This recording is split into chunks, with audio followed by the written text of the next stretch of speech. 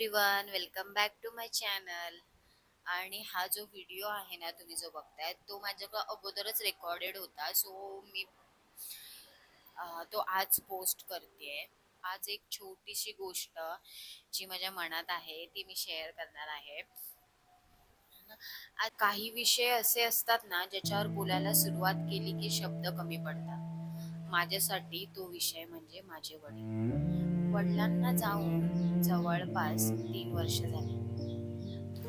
आता कुठलीही गोष्ट मनाला तितकीशी लागत नाही. कोणी काही बोललं, कोणी दूर गेलं, काही नाती तुटली. आता फारसा फरकही पडत नाही, रडूही येत नाही.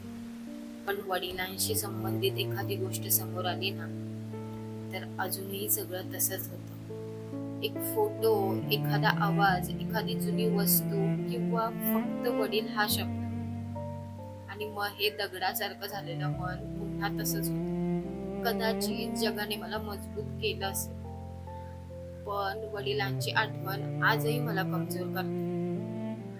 आणि सगळ्यात जास्त दुःख मला एका गोष्टीचं आहे.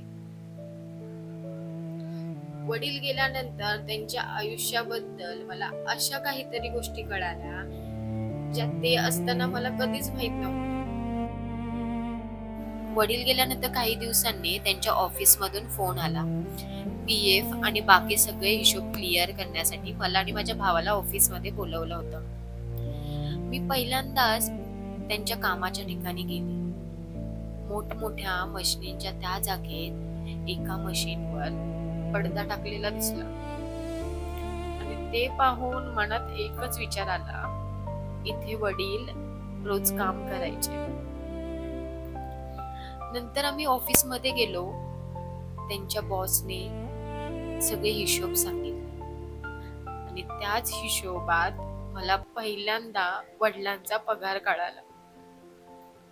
तो आकडा पाहून मी खरंच थक्क झाले. एवढ्या कमी पगारात वडील हे कसे करत होते, आम्हाला कधी जाणवून दिलं नाही त्यांनी. हजारो मध्ये पगार असलेले माझे वडील आमच्यासाठी मात्र लाखोंमध्ये कमावणाऱ्या माणसांसारखे जगले. आणि त्यांचं एक छोटस स्वप्न होतं, विमानात बसायचं. आजच्या काळात बघायला गेलं तर कदाचित ती फार मोठी गोष्ट नाही, पण वडिलांसाठी ती एक इच्छा होती, एक स्वप्न होतं. आणि सगळ्यात जास्त त्रास याचाच होतो, ते स्वप्न आपण पूर्ण करू शकलो नाही. कधी वाटतं थोडा आधी कळालं असतं तर, कधी वाटतं त्यांना एकदा विमानात बसवलं असतं तर, त्यांच्या चेहऱ्यावरचा तो आनंद पाहता आला असता तर. पण आयुष्य नंतरची संधी प्रत्येक वेळी देत नाही.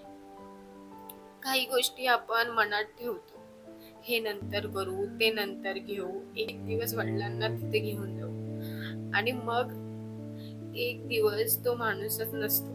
माझे वडील आज माझ्या सोबत नाहीत. त्यांचं ते विमानाचं स्वप्नही तसंच राहून गेलं. त्या सगळ्यानंतरच्या गोष्टी फक्त आठवणी बनून राहतात.